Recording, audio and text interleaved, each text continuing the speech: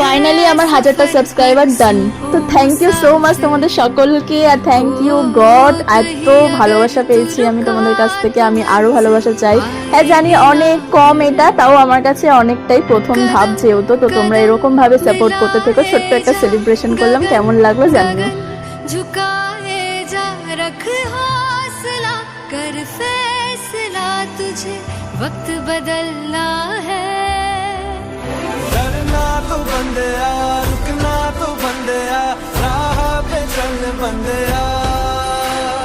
डरना तो बंदया रुकना तो बंदया राह पे चल बंदया। Thank you.